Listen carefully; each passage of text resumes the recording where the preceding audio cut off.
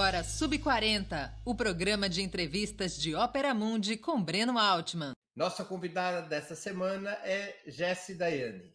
Ela é dirigente do Levante Popular da Juventude e foi vice-presidente da União Nacional dos Estudantes. Além das perguntas que serão feitas por mim, nossos internautas também poderão apresentar questões. Basta escrevê-las nas áreas de bate-papo das plataformas. Na medida do possível, essas serão encaminhadas à nossa convidada. Antes de começar a conversa, gostaria de pedir que façam uma assinatura solidária de Ópera Mundi em nosso site ou se tornem membros pagantes de nosso canal no YouTube. A imprensa independente precisa da tua ajuda para se sustentar e se desenvolver. Também peço que curtam e compartilhem este vídeo, além de ativarem o sininho do canal. São ações simples que ampliam nossa audiência e nossa receita publicitária. Boa noite, Jessie, e obrigado por ter nosso convite. Para mim é uma honra tê-la aqui conosco. Boa noite, Breno. Eu que agradeço. É uma honra estar aqui nesse espaço tão importante, debatendo contigo. Jessie, vamos começar do início, em um tempo no qual ainda não precisávamos usar máscara. Quando e onde você nasceu? Aracaju, Sergipe. Só quando e onde, né?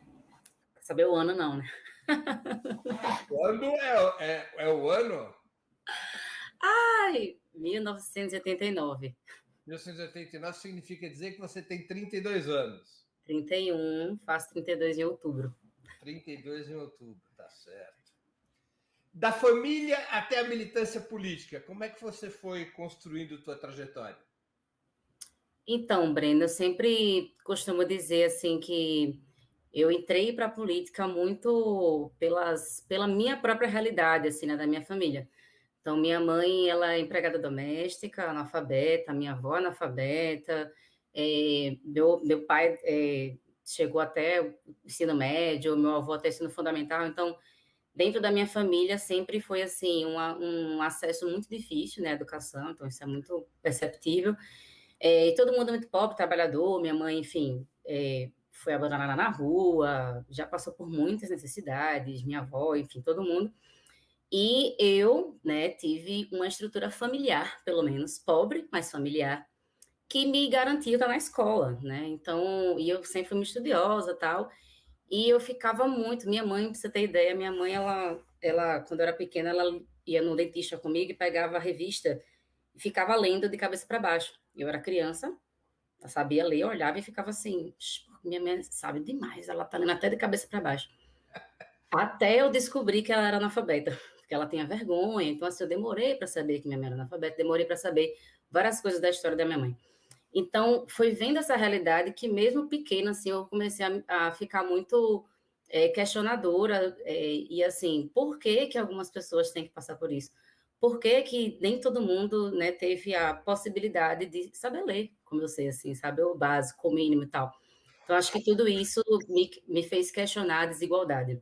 Né? Por que que o país é tão desigual? Por que uns têm tanto, outros têm tão pouco? Porque minha mãe é empregada doméstica, ela trabalha num apartamento assim que é uma mega mansão e que os filhos da patroa têm assim muitos acesso a tudo e ela tem acesso a nada, tal. Então tudo isso me fez questionar desde pequena, assim, né?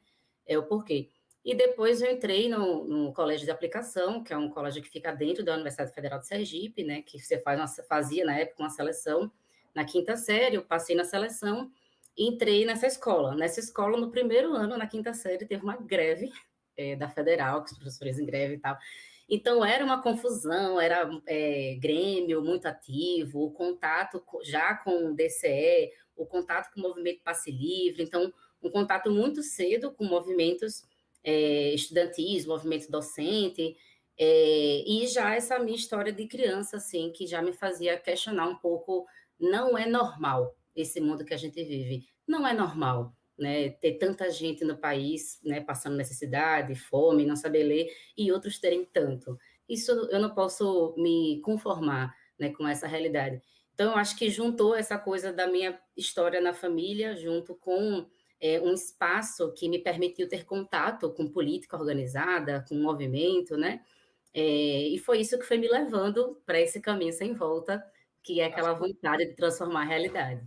Na sua família não havia, dizer, um acompanhamento, um interesse pela vida política do país? Não, zero acompanhamento, inclusive muito combate, né? Eu enfrentei muito combate. Hoje minha família super me apoia, tem uma admiração. Houve um certo processo mesmo de formação política em casa, né? De ir trabalhando. Minha mãe já jogou camisa da MST fora, minha, né? Pra você ter ideia, assim. Então tinha uma coisa muito grande de MST é isso, é ladrão, é não sei o quê, rouba terra. Então fazer todo um debate em casa, um convencimento.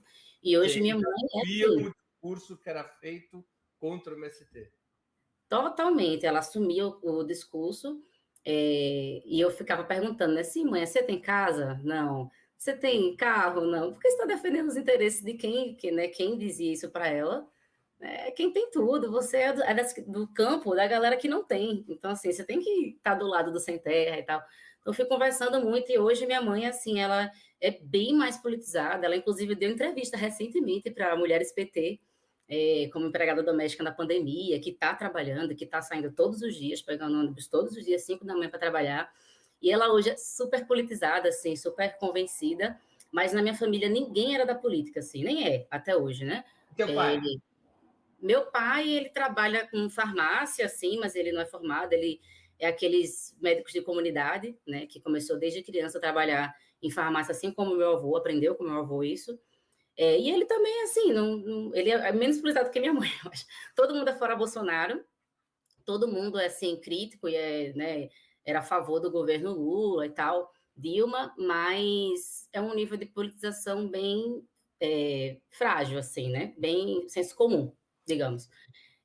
Mas ninguém é organizado, ninguém é da política, teve muito combate no início porque tinham muito medo, né? Então, eu lembro, eu não esqueço nunca que meu avô me ligou um dia quando me viu na entrevista, lá no Jornal da Aracaju, no ato, aí ele me ligou e falou, é para sair disso, viu? Porque quem entra nisso só tem 2 caminhos, a morte ou a prisão. Não deixa de ter razão. Não deixa de... Vem cá, e você tem irmãos? Tenho muitos irmãos, de parte de pai. Muitos irmãos são quantos? Muitos irmãos, tem até que contar. São muitos irmãos de parte de pai, de parte de mãe sou filha única, mas de parte de pai eu tenho... separados? São separados, desde acho que dos meus 10 anos, assim. E aí meu pai tem 2 gêmeas que são anteriores a mim, aí depois veio eu, depois vieram mais 3 jovens, então já estamos 5 irmãos, e tem mais uma que é uma filha de criação dele, que é minha irmã também, então são 6 irmãos. E algum se interessou por política ou só você? Nenhum. E todos nós fomos criados separados, né? Então a gente somos irmãos e tal, convivemos. Hoje em dia, quando eu vou a Aracaju, a gente se encontra, mas ninguém foi criado na mesma casa, só eles, assim, né? Eu, na verdade, não fui criada com eles, eu fui criada com meus avós, porque como era essa situação, minha mãe e meu pai, né, não tinham nenhuma condição de me criar quando eu era criança, e aí meus avós ficaram comigo até eu ter 19 anos. Aí, com 19 anos eu saí de casa e fui morar com a minha mãe. Aí você, no colégio de aplicação, foi teu primeiro contato com a vida política no movimento secundarista? Movimento secundarista, meu primeiro contato. Quando eu era quinta, sexta série, logo no comecinho, tinha acabado de entrar na escola. Teve essa greve, e aí o Grêmio passou de sala em sala desde a quinta série, porque a primeira luta que eu participei foi para adiar o vestibular. Na época, o vestibular era seriado, não era Enem, era vestibular em cada universidade. E aí o Grêmio passou falando assim, ó, a gente é terceiro ano, a gente não vai concluir o assunto do terceiro ano por causa da greve. Vocês hoje são quinta, sexta série, mas um dia vocês vão estar no terceiro ano e tem esse risco de acontecer uma greve. Então não é justo que a gente faça o vestibular com um conteúdo incompleto em relação aos estudantes da escola particular.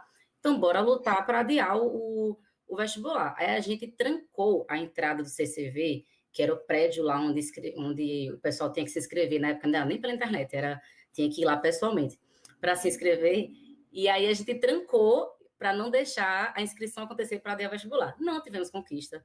O vestibular aconteceu na data normal, mas foi, assim, a primeira experiência de luta na quinta, sexta série, assim, que já, sei lá, deu uma coisa do o sentido da organização coletiva, né? De como que a gente tem que lutar por interesses que são nossos, mas são não só nossos, mas também, né, da coletividade. E você, logo no início dessa tua atividade militante, você se vinculou a algum partido, a alguma corrente? Não. Nesse iniciozinho da escola, inclusive, depois de muito tempo, quando eu já estava fora da escola, que eu fui saber que o Grêmio era do pessoal do PT. Mas eu não sabia que ninguém era organizado, não tinha essa informação. E aí teve essa manifestação, eu entrei para o Grêmio, fui militando, fazendo assim, pipoca e cinema na escola, era um negócio bem Grêmio mesmo. E aí, quando foi no meu primeiro ano de ensino médio, foi uma primeira manifestação mais de rua, que esse ato foi na universidade que a gente fez, né? Que foi o pessoal do Passe Livre, que passou na sala, que era da universidade, passou na sala da aplicação, chamando para um ato de Passe Livre. E na época, veja que história, tanto que eu sempre fico pensando, né? O que faz um jovem se organizar? Eu lembro dessa minha história. Na época, meu avô me dava assim, 2 passes por dia, era passe físico, 2 passes por dia. E eu não tinha, assim, R$ 1. E todo dia que tinha intervalo do lanche, eu queria lanchar. Sempre fui gordinha, gostei de comer. Queria lanchar e não tinha dinheiro, entendeu? E eu já teve dias que eu faltei aula. Olha a lógica, né? Faltei aula para guardar um passe, porque na época você chegava no terminal de ônibus e trocava o passe por um churros, trocava um passe por um acarajé e tal. Então, eu já cheguei a faltar, gazear a aula para usar o passe para comprar um lanche. Então, Aqui em quando São Paulo se diz cabular aulas. Gazear. cabular a aula, né? Lá é gazear. Falta aula. E aí, quando o pessoal do Passe Livre passou em sala, falando que era direito, que já tinha passe livre em algumas cidades e tal, o meu raciocínio foi: se tivesse passe livre, os 2 passes que eu tenho por dia do meu avô iam se transformar em lanche. E eu não ia precisar gazear a aula, entendeu? Para ter um lanche. Não precisa escolher entre uma coisa ou outra. Eu ia ter o passe livre como direito e tal. E foi essa motivação que me fez sair da escola e participar da primeira manifestação de rua, que foi pelo passe livre, que também não bem conquista, mas valeu a experiência. E aí você entrou na faculdade em Sergipe? Em Sergipe. Aí entrei na faculdade, em Biologia, na Universidade Federal de Sergipe. Biologia? Em Biologia. Eu fui bem fruto do Reúne, né? Porque tinha acabado de aprovar o Reúne e dobrou as vagas. Então, tinham 20 vagas para diurno e 30 vagas para noturno, uma coisa assim. Não, era 15 vagas diurno, 20 vagas noturno, dobrou para 30 e 40. Eu passei, assim, 27º no noturno, então eu não entraria se não tivesse Reúne, né? Então, entrei na universidade já assim, sonhando em ser várias coisas, e na calorada do Centro Acadêmico de Biologia, eu conheci a agroecologia, o MST, então minha porta de entrada para uma organização na universidade já foi a questão da agroecologia e o contato que eu tive com o Movimento Sem Terra, através do Centro Acadêmico de Biologia, de Florestal e Agronomia, que atuava muito juntos, esses três centros acadêmicos. E foi aí que eu comecei a fazer a ocupação da universidade, e aí nas ocupações eu conheci as organizações políticas, conheci o PSOL que estava lá, conheci o PT, conheci o PCB, conheci o PSTU, a UJS, aí eu fui conhecendo, de fato, já na universidade. Toda a sopa de letras que tem no Toda a sopa de letras que eu demorei bastante para entender, não entendia nada. aqui. Um dia tem que ser produzido um manual com todas as letras para entregar logo no primeiro ano da faculdade para todo mundo poder saber quem é quem. E muita coisa mudou, viu? Porque os nomes eram Barricadas Abrem Caminhos, várias coisas que não existem mais hoje. Mas muda sempre, muda sempre. E vem cá, e você passou a se integrar ao movimento estudantil, universitário, ao centro acadêmico, e logo se integrou a alguma corrente política? Então, foi até rápido, porque eu entrei em 2008, né? E aí, na Biologia e Executiva de Curso. Foi minha primeira organização, foi Centro Acadêmico Executiva de Curso. Em 2009, eu sou do primeiro núcleo da Consulta Popular de Sergipe. Em 2009, eu estava nessa expectativa de me organizar em alguma coisa, e eu participei, vou contar a história bem, que eu não conto tanto por aí, mas eu quase fui do PSOL, ficava aqui meu lá, meu cá, porque eu tinha muita referência nos militantes do PSOL lá do Estado, a galera que construía biologia era do PSOL. Então, eram minhas referências. E a galera da agronomia era mais ligada à consulta nacional, mas em Sergipe não tinha. Por Então, causa quando do eles... MST. que era mais ligada ao pessoal da Via Campesina e tal no estado. Quando o pessoal da agronomia puxou uma apresentação da consulta popular, que eu não fazia ideia do que era, aí vamos para uma apresentação. Aí eu cheguei na apresentação e eu fui também para a apresentação do Barricadas, que era na época um grupo do Movimento Estudantil do PSOL. Então eu participei das duas. E aí eu acabei gostando da apresentação da consulta e comecei a ir para reunião, mais reunião, e no fim acabei, a FEAB salvou, vou pegar comentando, a FEAB salvou Jéssica, Ivan, porque foi a agronomia que me salvou mesmo, que acabou me levando para essas reuniões, e eu gostei muito da apresentação e passei a construir o primeiro núcleo da Consulta Popular, né, lá em Sergipe. Então foi a primeira organização política, e que nem existia Levante, né, na época. E aí depois, só em 2012, que nacionalizou o Levante, eu já era da consulta, já fui fundadora do Levante. Você foi para a Uni quando? E aí eu fui para a Uni, antes de ir para a Uni, eu fui para a Uni em 2013, para a diretoria de mulheres, plena, e aí no final de 2013, a gente ganhou o DCE lá da UFES, e eu era presidenta, então eu presidi o DCE lá por um ano, e eu fui do DCE 2 anos, presidi um ano, e no segundo ano eu fui da tesouraria. E depois, em 2013 eu já estava na Uni, em 15 eu vim para São Paulo para assumir a executiva da Uni, né? Porque a primeira diretoria que eu assumi era a plena, de mulheres. Você foi de 2 diretorias da Uni? 3. De 3 diretorias da Uni? Foi porque eu fui mulheres em 2013, da plena, aí executiva em 2015, eu fui políticas educacionais, e no final do ano fui secretária-geral, final da gestão, e depois em 2017 eu assumi a vice-presidência da Uni, e aí concluí em 2019, e agora sim... Quando você estava fazendo o curso de biologia? Não. Aí é outra característica libriana. Tive muitas dúvidas. E também eu acho que, assim, também, por isso que eu sou muito sensível a esses programas que os universitários fazem de ir nas escolas públicas, falar das profissões. Porque, assim, eu vim de um mundo que ninguém sabe o que é universidade. E, para mim, eu fui fazer biologia porque eu gostava de biologia na escola. Eu era muito boa em biologia, gostava. Aí fui fazer biologia, mas assim, eu acho que eu nem conhecia as profissões de direito, né? Então, quando eu entrei na universidade, eu fui conhecer muita coisa. E aí, de biologia, eu mudei para agronomia. De agronomia, eu mudei para serviço social. Fiz, não quero mais isso, quero serviço social. E aí, depois do serviço social, eu realmente queria serviço social e queria concluir serviço social. Veio esse desafio de mudar para São Paulo, de assumir a Uni. Quando eu vim para São Paulo, não tinha serviço social, nenhuma pública na capital, né? E eu teria que fazer uma particular, enfim, foi uma novela que eu acabei mudando para o direito, que também era um curso que eu tinha vontade e tal, e consegui passar no ProUni, entrei no direito, e agora eu estou rumo à conclusão do direito, finalmente. Você está fazendo direito aonde? Na FMU. Na FMU. Muito que bem. Agora, nos conte uma coisa aqui. Vamos entrar nos assuntos mais diretamente da política, depois de você ter contado essa sua biografia. Aos 32 anos, a gente já tem biografia. Qual é a origem e o que é o Levante Popular da Juventude?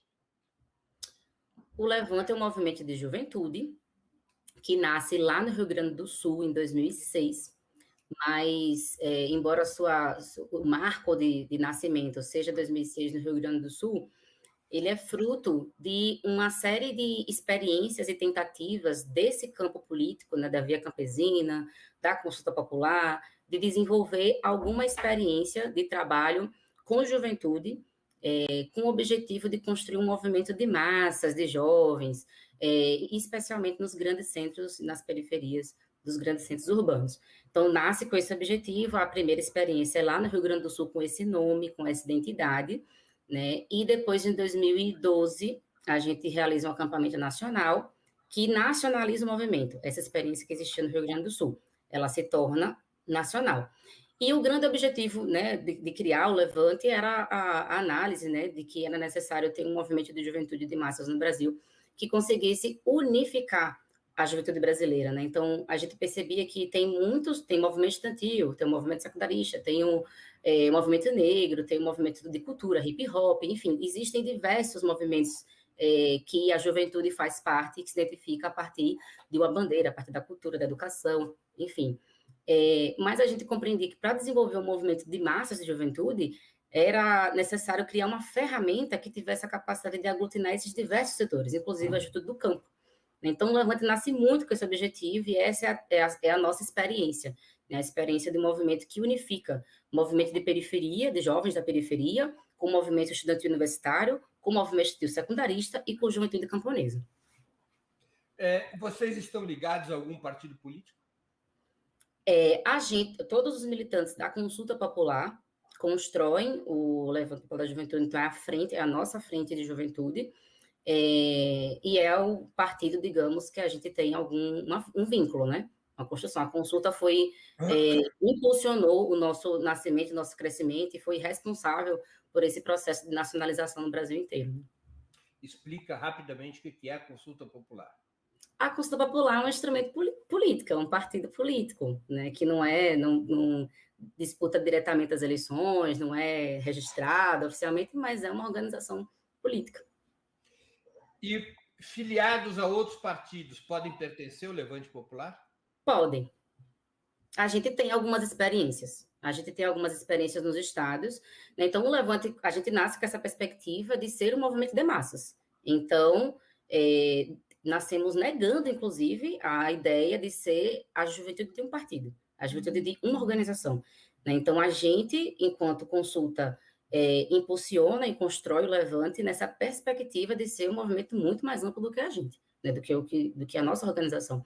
Então, nos estados, existe, sim, pessoas filiadas a partidos, e tem até militante que tem no perfil do Instagram, militante do PT e do Levante da Juventude. Existe isso, né, nas bases, Brasil afora.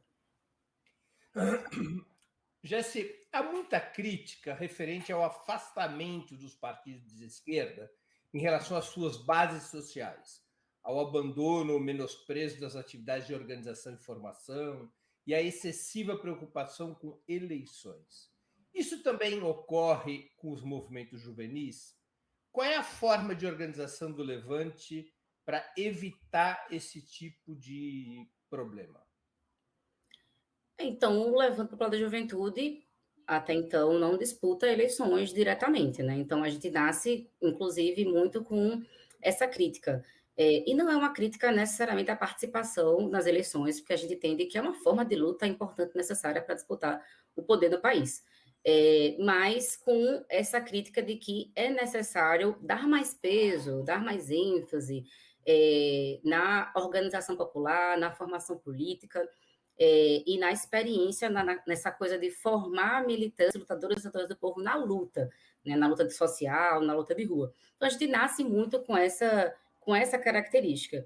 E, obviamente, que a gente nasce com essa característica num período, né, em que nós já analisávamos que havia uma certa fragilidade no processo de organização da classe trabalhadora, né, seja no campo sindical, seja no campo dos movimentos populares. Então, o nosso campo político é um campo que, né, MST, Via Campesina, que tem muita força e organização popular no campo. Mas a gente olhava para a cidade e fazia, quem são os movimentos urbanos? Quem é o MST do território urbano? E no território urbano é onde hoje se concentram as principais contradições, mobilizações, é onde estoura, né, em geral, aí é onde a luta de classe está fervendo. Então, a gente nasce muito com essa perspectiva de que é necessário construir grupos de militantes enraizados nas periferias, no trabalho e etc. Então, eu acho que hoje todas as organizações de esquerda têm esse olhar e têm essa percepção, até porque a gente sofreu um golpe, né? Até porque a gente, sem dúvida, precisa de organização e de povo consciente, de povo construindo, não só elegendo representantes, mas sendo sujeito da sua própria história, fazendo parte ativamente da construção da política e não apenas passivamente, embora também a gente quer esse povo organizado elegendo nossos representantes de esquerda, obviamente, uma coisa não é oposta à outra, mas sem a parte do povo organizado, consciente e participando ativamente da luta, a gente fica com a perna quebrada, né, nesse processo da política. Vocês se organizam não apenas no movimento estudantil, não é? no movimento na periferia também. A gente chama assim, a gente se organiza em células, né, que são pequenos grupos, e aí tem as células do movimento estudantil, universitário e secundarista, e as células do movimento da frente territorial. A gente divide o movimento em frentes. A frente territorial é o nosso trabalho nas periferias, né, que tem diversas ferramentas. A ferramenta da Podemos Mais, que é um cursinho popular pré-ENEM que a gente, né, constrói nas periferias. Então, alguns lugares atuam mais no campo da cultura. Então, o movimento de periferia ele é muito diverso. Ele é mais, né, o movimento estudantil você tem uma fórmula mais comum. Centro acadêmico, DCE, tal, você já tem umas entidades, você já tem uma certa institucionalidade. No movimento de periferia, é muito local, né? É muito o potencial daquele lugar, as demandas, as questões, a história, né, daquele território. Então, é extremamente diverso e a gente constrói, através de células, esse processo de organização da juventude, que basicamente vai aí no campo da cultura, né, hip hop, enfim, funk, dependendo do lugar, educação, através desse processo dos cursinhos, e hoje a gente tem atuado muito também com política de solidariedade. Qual é a identidade ideológica do Levante? Como assim? Entendi. Por exemplo, a UJS, ela é o braço juvenil do PCdoB, ela tem uma identidade, reivindica uma identidade marxista, leninista, você tem a juventude ligada mais ao PSTU, que tem uma tradição trotskista. Qual é a identidade do...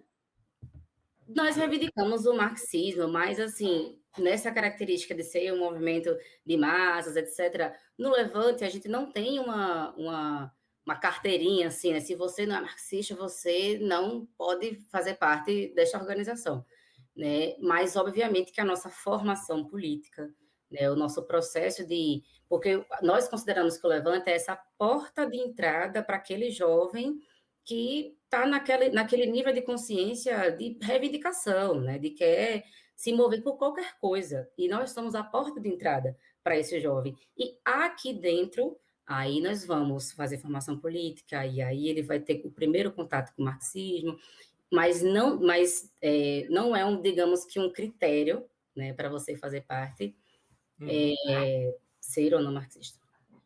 Tá certo. Você primeiro entra na igreja e depois aprende a Bíblia. Exatamente. Vem cá, vocês têm uma escola de formação, não é isso? Temos uma escola de formação. A Escola Nacional Paulo Freire, aqui em São Paulo, né? É uma escola física. Tem uma estrutura física aqui em São Paulo. E é uma escola de formação, mas também também de oficinas culturais, tem feito muito trabalho de solidariedade nesse período, e de experiência de educação popular com juventude, né? Então, a nossa perspectiva tem muitos cursos de realidade brasileira, cursos sobre juventude, cursos sobre patriarcado, racismo e tal.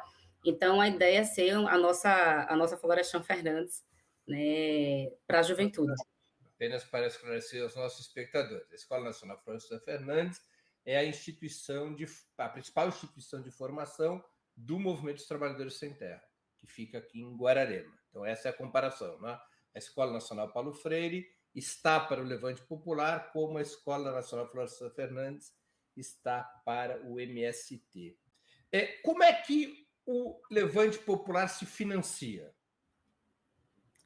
De diversas formas, assim, a gente tem projetos, né, tanto com os nossos parceiros aqui do campo político e tal, também com os sindicatos, né, a gente sempre teve muito apoio dos sindicatos para construir nossas atividades, e a gente tem os nossos trabalhinhos pequenos, que, assim, não rendem tudo, mas que são alguma coisa, que é o próprio trabalho militante, né, que a gente sempre tem as nossas canecas, camisa, não sei o quê, toda uma produção para colocar para a militância contribuir, né, no financiamento da organização.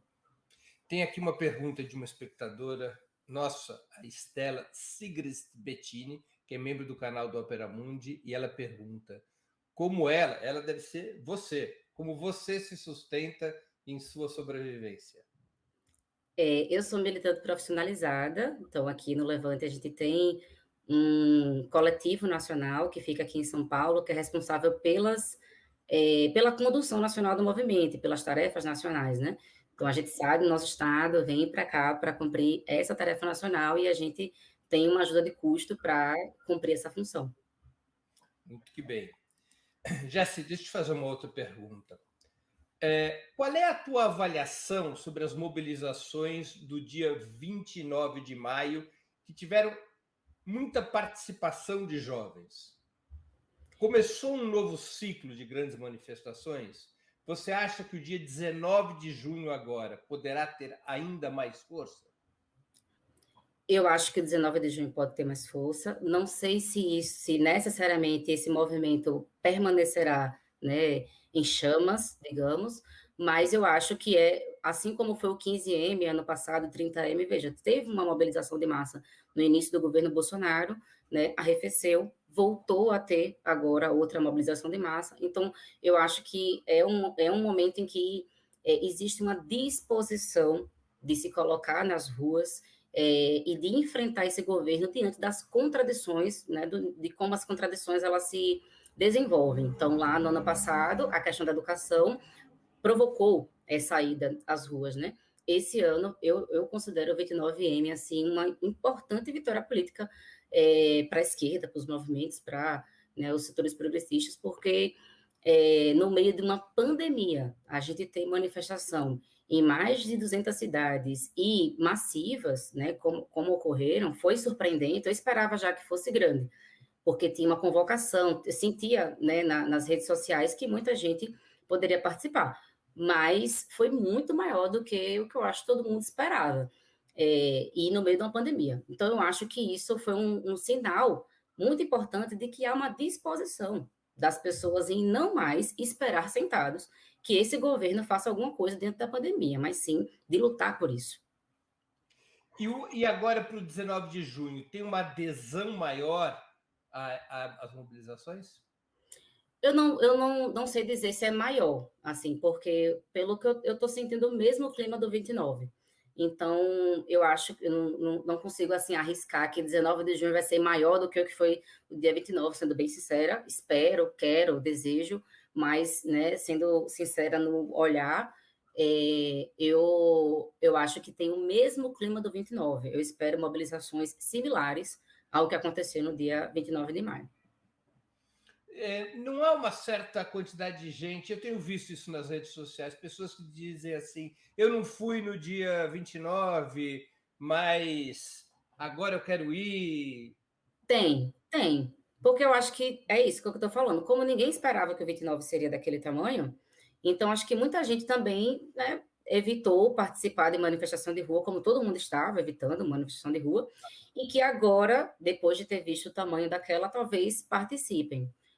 Pode ser, mas é isso, também parte pode não participar. O problema da pandemia é esse elemento, assim, imagine, se o ato foi desse tamanho, com pandemia, o que seria sem pandemia? Tem muita gente que não está indo para a manifestação, não é porque acha que está tudo bem no governo, não é porque não está indignado, mas porque tá com medo, sabe? É super compreensível esse sentimento do medo de pegar uma doença que, né, enfim, está quase chegando no meio milhão, O negócio de é mortes. usar máscara, o face shield, aquele escudo de rosto, álcool gel e não Álcool abraçar gel, ninguém.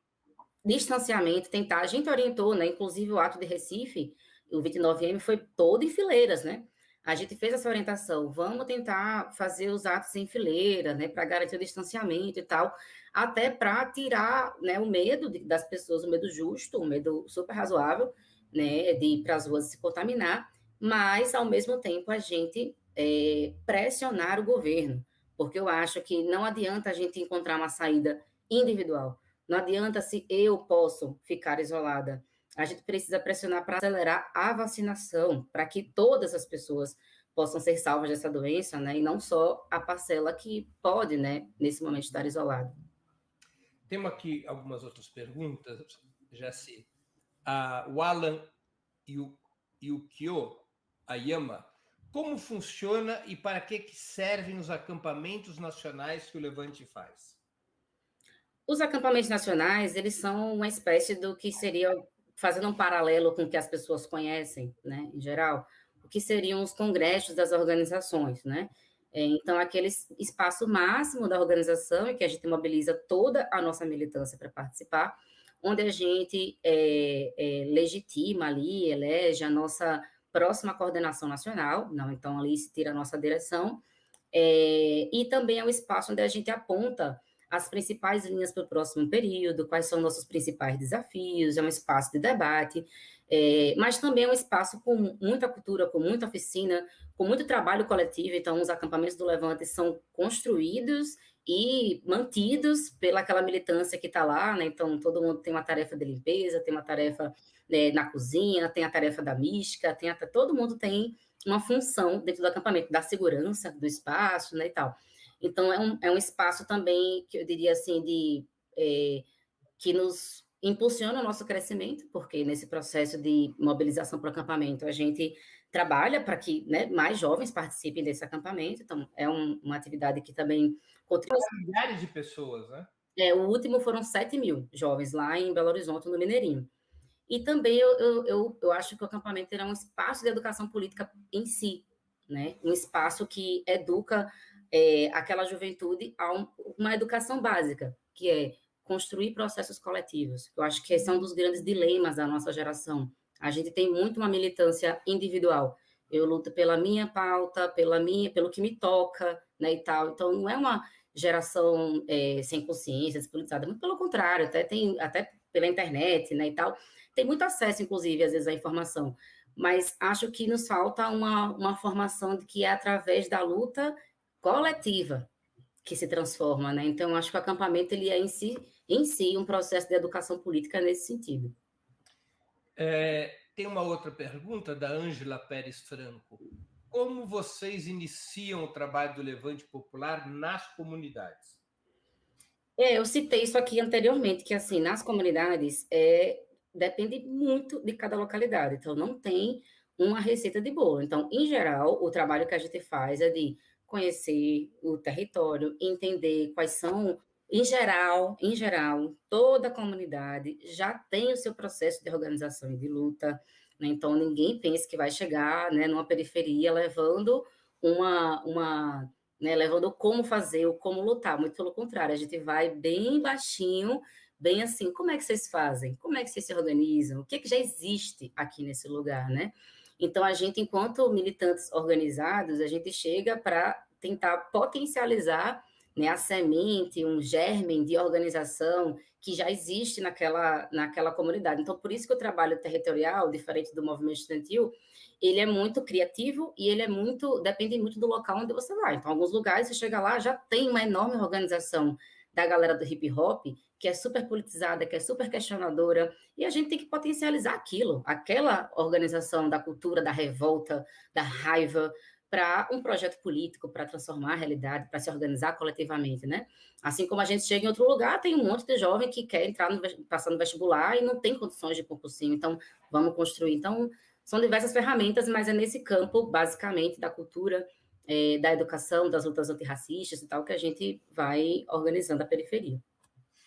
Jesse, há uma impressão bastante generalizada que as entidades estudantis, como a UNE, têm hoje menos peso e representatividade que no passado, até os anos 90.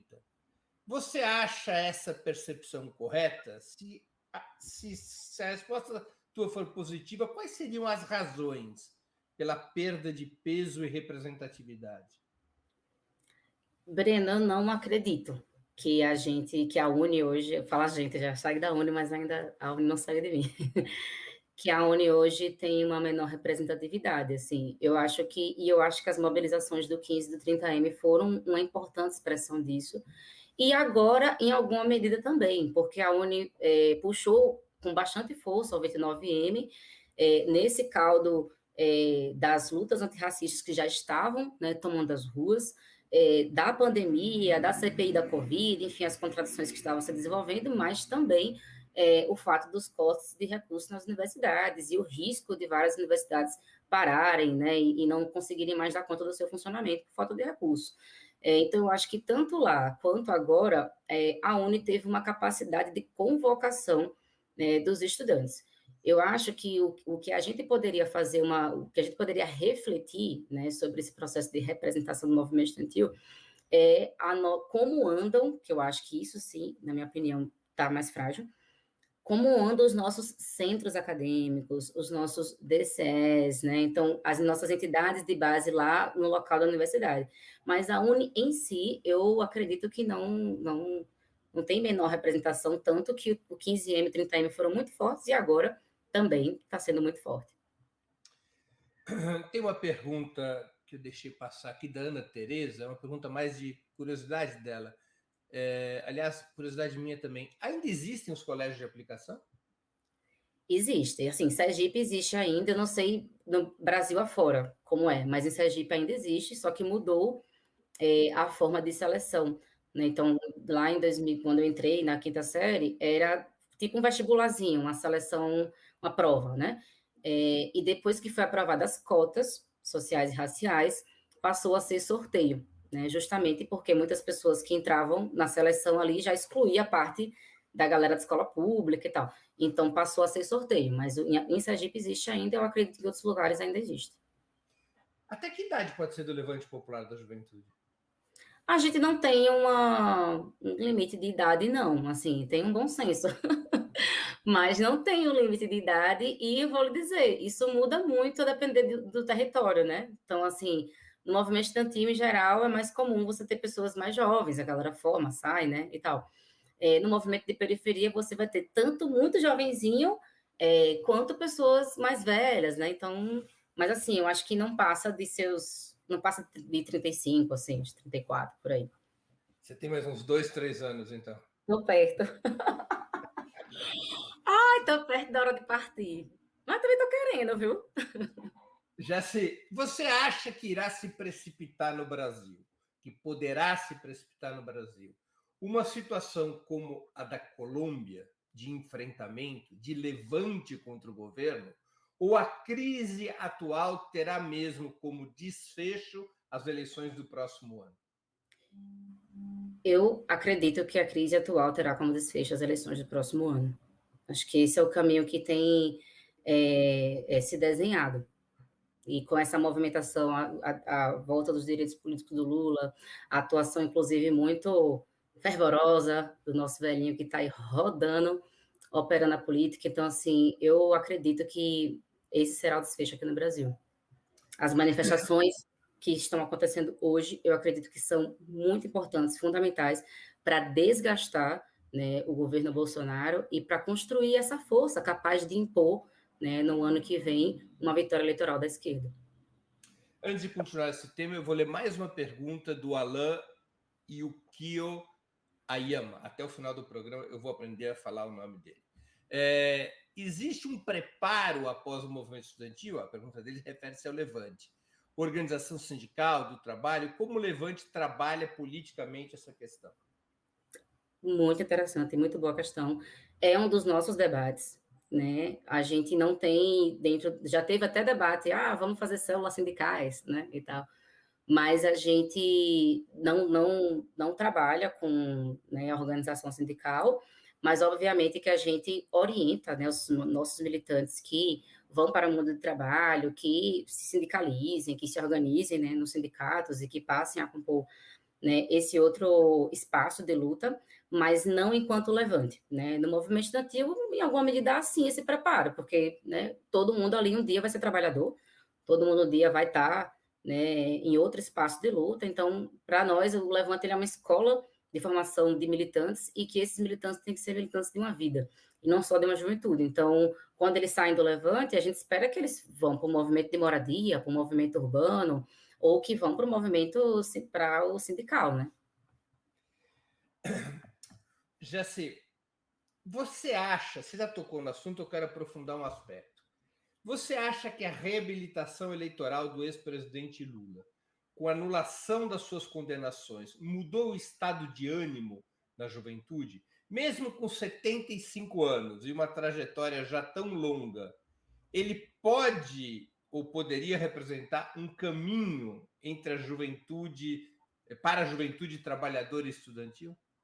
Eu acho que ele pode representar, sim, um caminho, Breno. Eu acho que os direitos, a retomada dos direitos políticos de Lula, Lula livre, enfim, essa vitória, né, política, animou toda a esquerda, eu arriscaria dizer.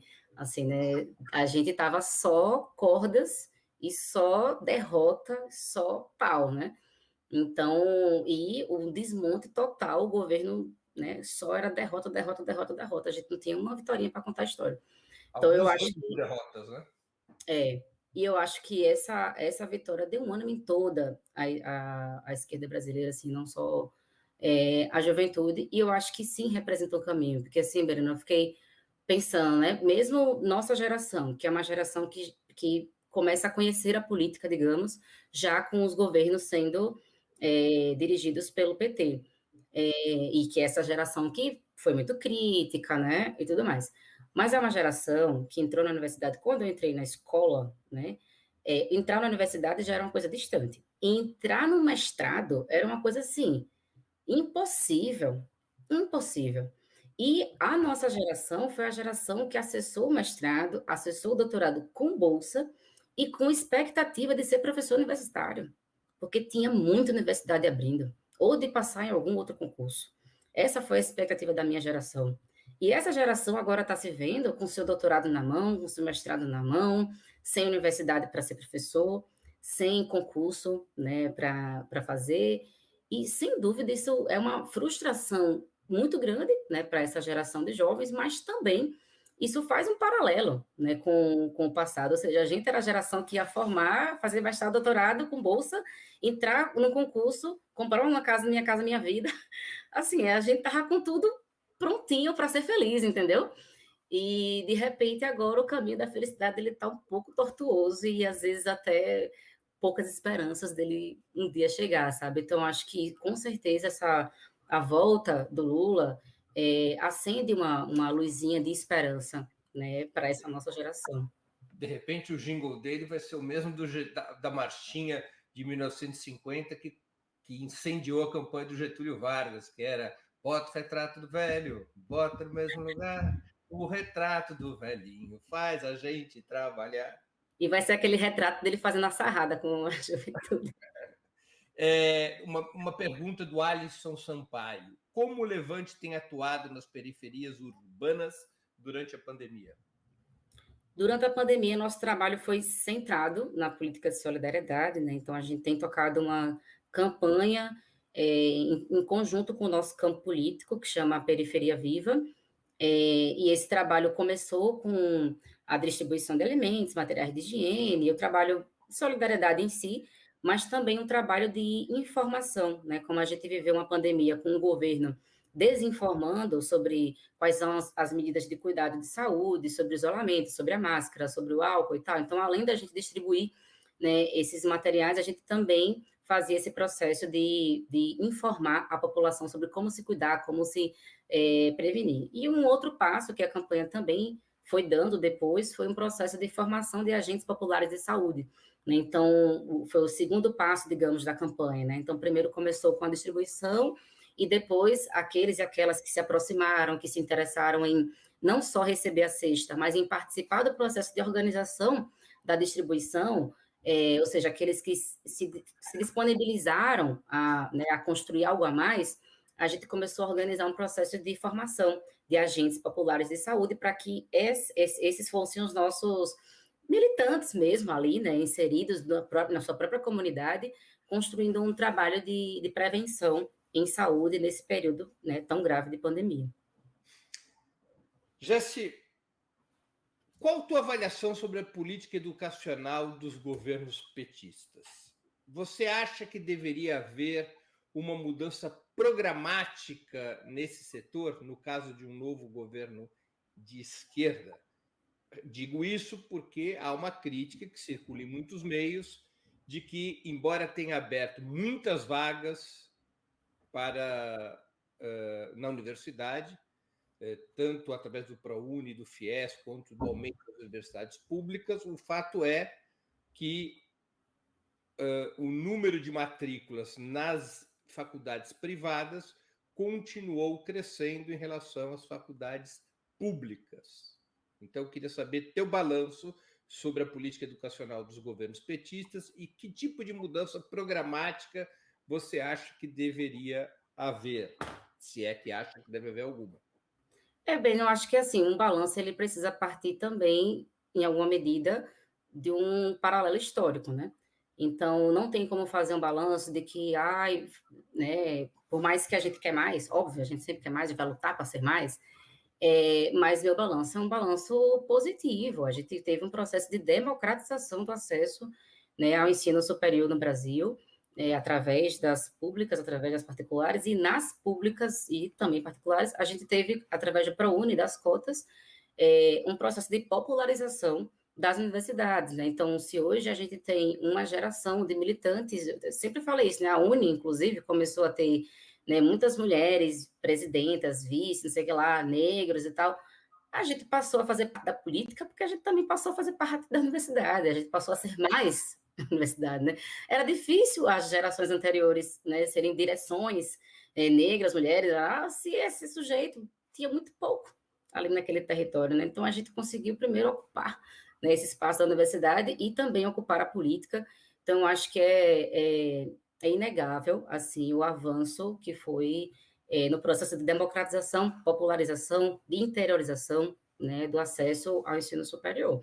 Mas, obviamente, eu acho que a gente precisaria caminhar para inverter, né, essa lógica, porque não sei hoje como é que está, mas na época era mais ou menos 75, 20, 75, 70, 30, né, assim, de privadas e pública. Eu acho que a gente tem que caminhar rumo a essa inversão, né, e ter mais universidades públicas e ter mais acesso e ter mais jovem na universidade, porque mesmo com todo esse crescimento, essa ampliação, essa democratização, a parcela de jovens que entram na universidade no Brasil ainda é muito pequena, né? Então, não dá para a gente se contentar e dizer, tá bom por aqui, né? Eu acho que é muito bom, se for fazer um paralelo histórico, porque assim era nada, né? Então, avançou muito, mas, sem dúvida, eu acho que a gente teria que ter uma perspectiva de inverter essa lógica do 25, 75, né, privada pública, e ampliar o acesso também, porque ainda é muito pouco jovem do Brasil que entra na universidade.